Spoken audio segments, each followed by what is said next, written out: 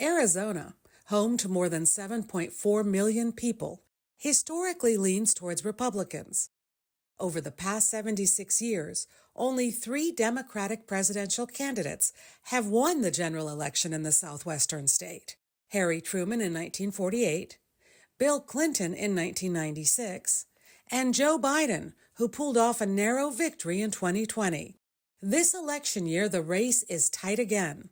Former President Donald Trump, the Republican, and Vice President Kamala Harris, a Democrat, are battling it out for Arizona's 11 electoral votes.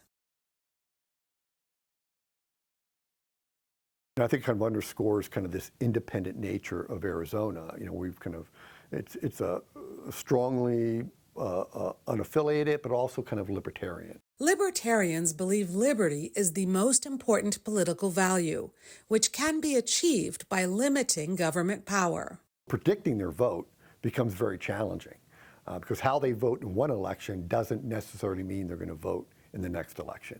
And they're notoriously ticket splitters, right? So they vote differently. The electorate in Arizona is changing, and that's making it more of a battleground state. Those changes include a growing Hispanic population, about 1/3 of the electorate, that is finally old enough to vote. For this election, those Gen Z voters, those under the age of 30, are now mirroring the population in general of Arizona, and that's occurring for the first time. There is definitely a trend among older Latino voters, perhaps, of not being distinctly or primarily Democrat. Younger voters tend to be. The other major change impacting voting patterns is the large number of people, particularly from California, moving to the state. According to U.S. Census figures, more than 74,000 people moved from California to Arizona between 2021 and 2022. They tend to be a more democratic or liberal vote that has kind of come in and permeate some of our, particularly our larger metropolitan areas.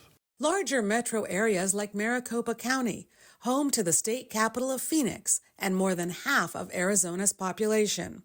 Whoever wins Maricopa usually wins the state.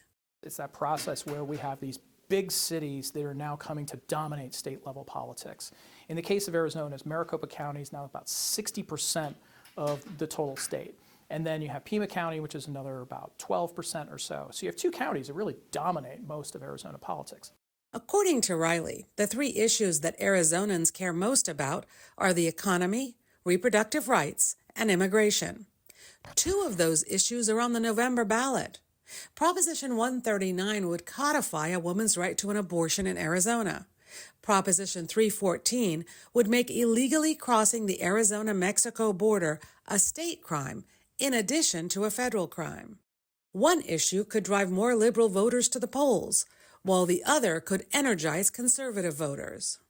We might see some split ticketing there, right, that they maybe feel strongly on immigration and the border issue and would vote for one candidate there, but also feel strongly about reproductive rights and vote differently there.